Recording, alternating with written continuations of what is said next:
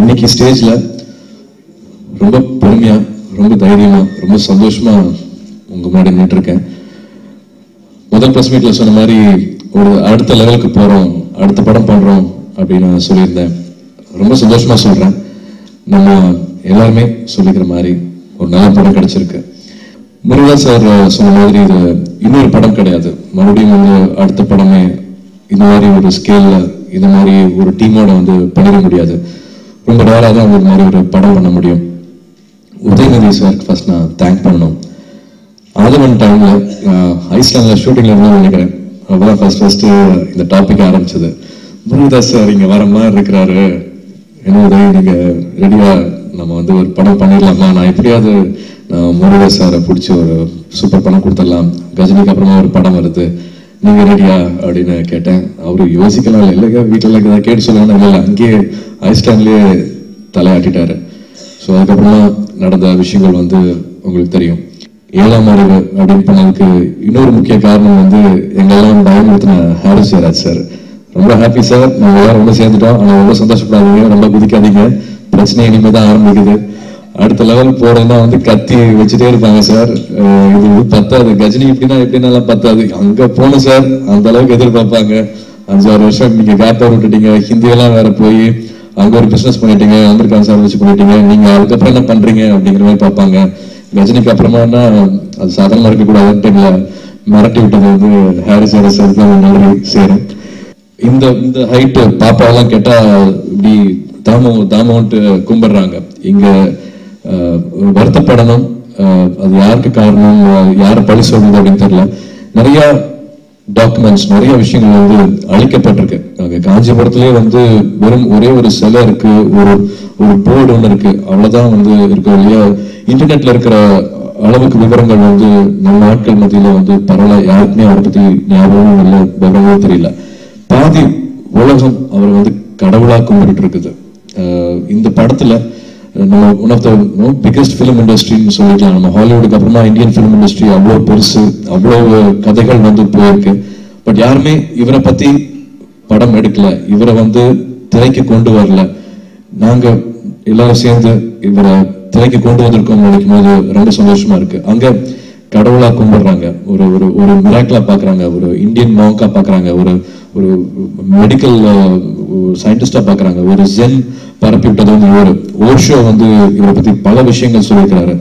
So படத்தோட ஆரம்பம் இப்படின்னா வந்து போக போக அதோட என்டர்டெயின்மெண்ட் லெவல் வந்து எந்த அளவுக்கு இருக்கும் அப்படின்னு பாருங்க.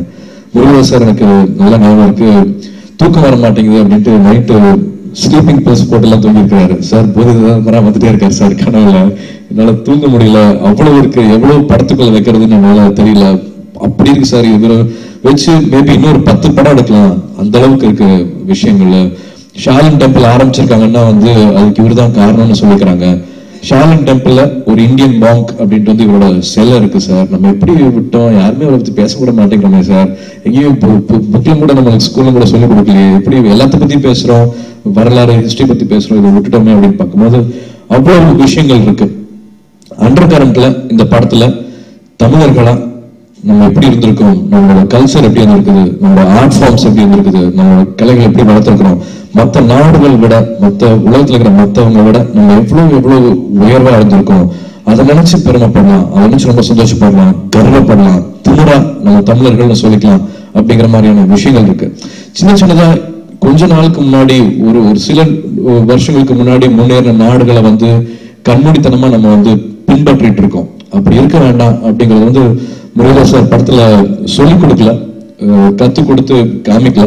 பட் நிச்சயமா படம் முடியும் போது எல்லாத்தையும் உணர வச்சிருக்கிறாரு. அது உணர்வோம், கண்டிப்பா உணர்வோம். அந்த வகையில இந்த படம் வந்து அகைன் ரொம்ப ஸ்பெஷல். என்ன மாதிரியான கலைகள் இருந்தது, என்ன மாதிரி ஒரு ஸ்கூல் இருக்கு, ஒரு குருகுலம் இருக்கு, ஒரு ராஜா வந்து அங்க போய் கத்துட்டு இருக்காருன்னா அப்போ எவ்வளவு ஸ்ட்ராங்கா இருந்திருப்பாங்க, அந்த வாரியர்ஸ் எப்படி இருந்திருப்பாங்க, அந்த சிற்பங்கள் எப்படி இருக்கும், மருத்துவம் எப்படி இருந்திருக்கும், அப்ப யோகா இருந்ததா, பரதநாட்டியம் இருந்ததா, தற்காப்பு கலைகள் எப்படி இருந்திருக்கும் அப்படிங்கிற மாதிரி அவ்வளவு ரிசர்ச் பண்ணி அதுக்கான ஒரு மேடையை அமைச்சு கொடுத்தாரு. சைனாவே பார்த்தது கிடையாது, அதுவும் 5th century சைனா வந்து தமிழ் படத்துல வரப்போகுது, அதுக்கான ரிசர்ச் ஒர்க்கும் நடந்தது. பல விஷயங்கள் வந்து எடுத்து சொல்லிட்டே போயிட்டு இருக்கலாம். ஆண்டனி ரொம்ப முக்கியமான ஒருத்தர். அவரும் வந்து படத்தோட ஒரு சீனும் பார்த்துட்டு வந்து கேள்வி கேட்டுட்டே இருப்போம், அதுக்கு அவர் பதில் சொல்லிட்டு இப்படி பண்ணலாம் அப்படி பண்ணிட்டு இருப்பாரு. நிறைய விஷயங்கள் வந்து என்ஹான்ஸ் பண்றதுக்கு ஆண்டனி ரொம்ப முக்கியமான காரியம். இப்போ சார் சொன்ன மாதிரி ஒரு ஃப்ரேம் கூட வந்து பிடிக்காம இருக்கக்கூடாதுன்னு பார்த்துக்கிறதுல, மறுபடியும் அந்த ரஜினி டீம் ஒன்று சேர்ந்து பண்றதுல வந்து எல்லாத்தோட ஒரு வளர்ச்சியை என்னால டப்புன்னு பார்க்க முடிஞ்சது. ஒரு 5 வருஷத்துக்கு அப்புறமா எல்லாரும் ஒன்று சேர்றோம் அப்படிங்கும் போது எல்லாரும் எவ்வளவு ஆர்வமா இருக்காங்க. ஒரு பேபேக் டைம்னு சொல்லலாம். கஜினி கொடுத்த வெற்றிக்கு வந்து நாங்க திரும்பி கொடுக்கிற ஒரு கிஃப்ட் அப்படின்னு சொல்லலாம் 7ஆம் அறிவு. அதுக்காக எவ்வளவு உழைச்சிருக்காங்க அப்படின்னா அப்படி சொல்லிட்டே போகலாம். இந்த மாதிரி ஒரு டீம் டான்ஸ் மாஸ்டர்ஸ்ல இருந்து மேக்கப் எனக்கு போய் தரமுறை இப்படி மாத்தின பானுல இருந்து டிசைனர் அனுவர்தன், அவங்க திருப்பூர் அவசரமா அந்த ஒரு நைட்டு அப்பதான் முடிவாச்சு, ஒரு தனிக்குள்ள இருக்கிற ஒரு ஸ்கூபா டைவிங் சூட் மாதிரி ஒன்று தேவைப்பட்டது. சென்னையில கிடைக்கல. 6 மணி ஃபிளைட் திருப்பூர் கிளம்பி போனாங்க. முன்ன பின்ன யாருமே தெரியாத ஒரு டெய்லரு, ஒரு யூனிட் நைட் ஃபுல்லா இருந்து விடிய விடிய அந்த செட்டை தைச்சு காலையில 6 மணிக்கு ஃபிளைட்டு கூட்டிருந்தாங்க. ஒரு லேடி தனியா போய் அந்த படத்துக்காக பண்ணாங்க. அசிஸ்டன்ட் டைரக்டர்ஸ் டீம் சின்ன சின்ன டவுட்ஸ் ஏதாவது வந்து கேட்டா வந்து டப்புன்னு வந்து அவ்வளவு கான்பிடன்ஸ்ல அவ்வளவு ஒரு திமிரோட வந்து பதில் சொல்லுவாங்க. கவலைப்படாத சார், இவ்வளவு ரிசர்ச் பண்ணிருக்கோம், இந்த விஷயங்கள்லாம் இருக்குது, இதெல்லாம் உண்மை அப்படின்னு சொல்லுவாங்க. ஃபைட் லெவல் வந்து அடுத்த லெவலுக்கு எடுத்துட்டு போன பீட்டர் ஹெயின் மாஸ்டர்.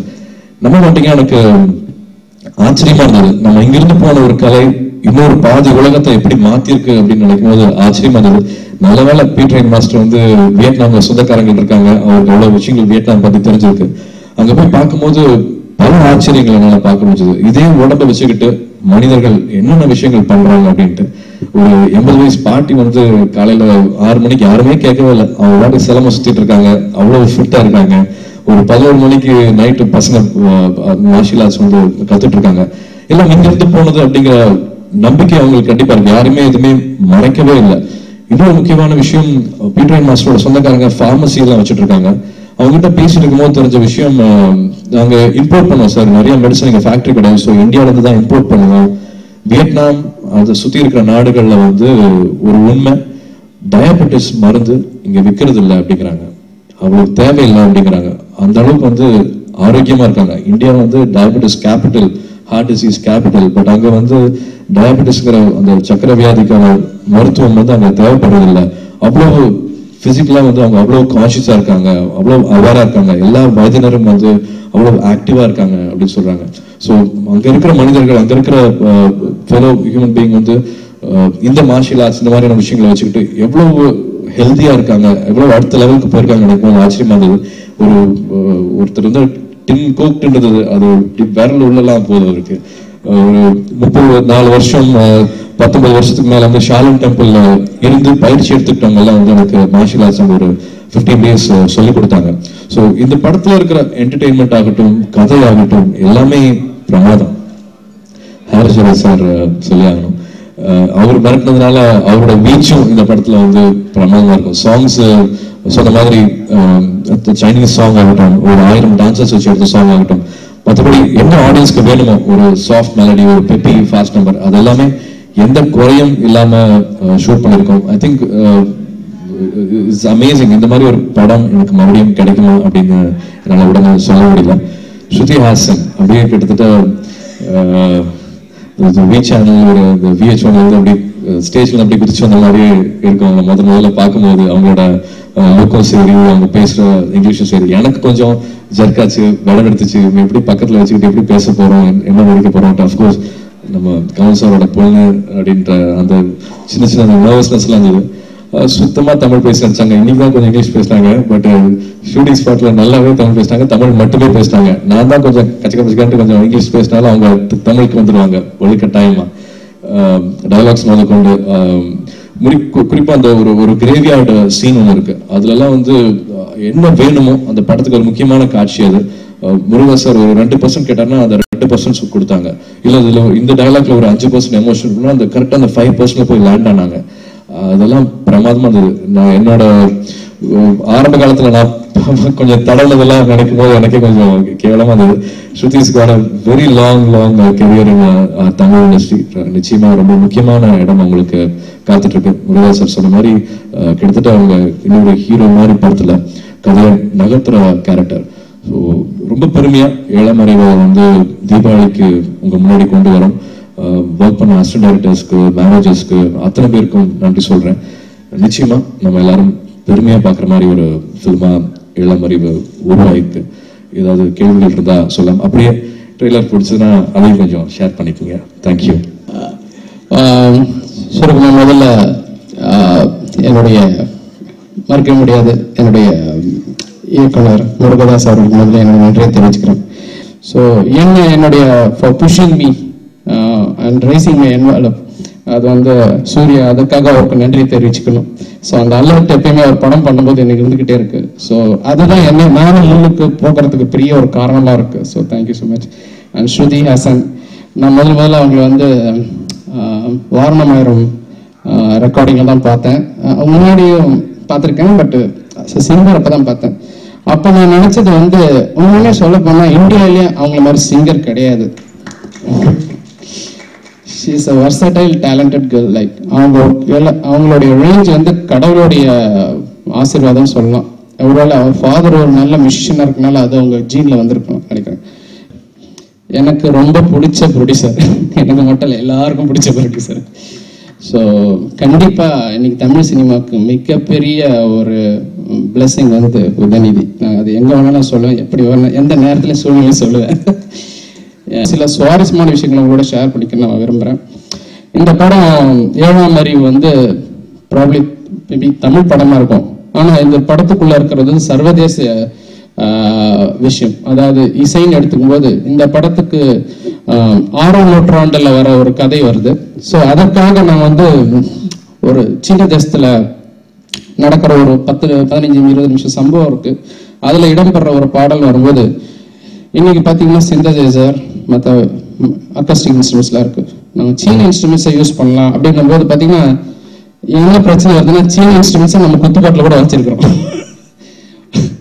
ஸோ அதை வாச்சா யாருமே என்ன சீன இன்ஸ்ட்ருமெண்ட் நம்ம ஒரு இன்ஸ்ட்ருமெண்ட் சொல்றாங்க.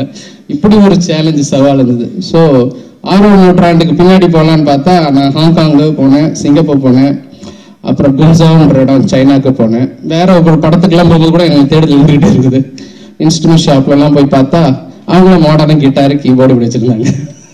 நான் எனக்கு 6ஆம் நூற்றாண்டில் இருக்கிற இன்ஸ்ட்ருமெண்ட்ஸ் வேணும்னா இல்லை இது ரொம்ப நேத்திக்கு வந்து வாரணும், எனக்கு இது வேணாம், எனக்கு அதுதான் வேணும்டா, அதெல்லாம் கிடைக்காது.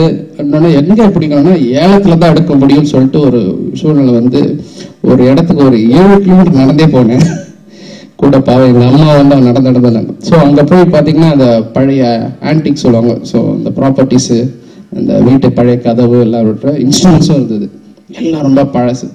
ஸோ நான் என்னன்னா இது வந்து அவங்களோட பெரிய பெரிய பணக்காரர்களாக இருந்தாங்க, அவங்களோட நானும் உட்காந்து இந்தியாவிலேருந்து போன ஒருத்தர் உட்காந்து ஏலத்துக்கு எடுத்து அவங்களோட ஸ்ட்ரகிள் பண்ணி அவங்களும் பில்லியனர்ஸ். ஸோ அதை எடுத்து கடைசியில் அந்த பிட்டிங்கில் எடுத்தோடனே ரொம்ப சந்தோஷப்பட்டேன். ஏன்னா இது வந்து நம்ம தமிழ் படத்தில் கொண்டு வந்து யூஸ் பண்ண போகிறோம். எல்லாம் நம்ம வேற்றுமொழி படத்தை ஒர்க் பண்ணி பெருமை எடுத்து கூட சேர்க்கறத விட எனக்கு தமிழ் படத்தில் ஒர்க் பண்ணி அதை வெளி உலகத்துக்கு கொண்டு போகணும்னு என்னுடைய ஆசை. ஸோ அந்த ஒரு விஷயத்தில் வந்து அந்த இன்ஸ்ட்ருமெண்ட்டை நான் எடுத்து கொண்டு வந்து அது அவ்வளோ ஓட்டர் உடைச்சிருந்தது, அதை ரிப்பேர் பண்ண வேண்டியிருந்தது. அதை ரிப்பேர் பண்ணி அடுத்த கஷ்டம், அதை வாசிக்கிறதுக்கு யாரும் இல்லை. ஸோ என்னுடைய மியூசிஷியன்ஸ் சீனுன்னு சொல்லிட்டு இருக்காரு, அவர் வந்து மேண்டலின் பிளேயர். அவர் அந்த இன்ஸ்ட்ருமெண்ட்டை கொண்டு போய் 2 மாதம் பழகினார். அவர் அந்த ஃபிங்கரிங்லாம் வந்து நெட்டில் போய் பார்த்தா கூட ரொம்ப கொஞ்சம் தோராயமாக தான் இருந்தது. பட் அவருடைய ஒரு வீண பிளேயர்ன்றதுனால அதுக்கு அடாப்ட் ஆகி குல்சாங், அப்புறம் ருவான், அப்புறம் கோட்டோ, இந்த 3 இன்ஸ்ட்ருமெண்ட்டும் அவர் பழகி 2 மாதம் கழிச்சு ரெடி ஆனோன்னு அந்த சைனீஸ் சாங்கை நாங்கள் பண்ணோம். ஸோ இவ்வளோ பெரிய உழைப்பு அதுக்குள்ளே இருந்தது. அண்டு எஸ், ரெண்டாவதாக ஒரு விஷயம் வந்து என்னென்னா இந்த படத்தில் வர எனக்கு ரொம்ப எவ்வளோ பாட்டு இருக்குது, பொழுதுபோக்கான பாட்டு, டூயட் சாங்ஸ் எல்லாம் எனக்கு ரொம்ப பிடிச்சி நான் ஒரு தமிழன் பெருமைப்பட வச்ச பாடல் இன்னும் எங்கள் தோழான்ற ஒரு பாடல். ஸோ அந்த பாட்டு எழுதின விஜய் நான் ரொம்ப பாராட்டுறேன். ஏன்னா அந்த பாட்டை அவர் கொடுக்கும்போது நானும் முருகதாஸ் அவர்களும் கண்ணில் தண்ணி வந்துருச்சு, அந்த அப்படியே ஈரமாக அரைஞ்சிருச்சு. அந்த பாடல் வந்து இன்னும் நீங்கள் படத்தோட பார்க்கும்போது பார்த்தீங்கன்னா கண்டிப்பாக உங்கள் கண்கள் எல்லாரும் கலங்கும். நம்ம வந்து எவ்வளோ வாட்டி என்னடா இங்கே பிறந்துட்டோமான்னு சொல்லிட்டு கண்டிப்பாக நினைச்சது ஒன்று இருக்கு. ஆனால் இந்த படம் வரும்போது நான் தமிழ் பிறந்திருக்கேன்னு சொல்லிட்டு ஒவ்வொரு தமிழும் பெருமைப்படுவீங்க. நன்றி, வணக்கம், தேங்க்யூ.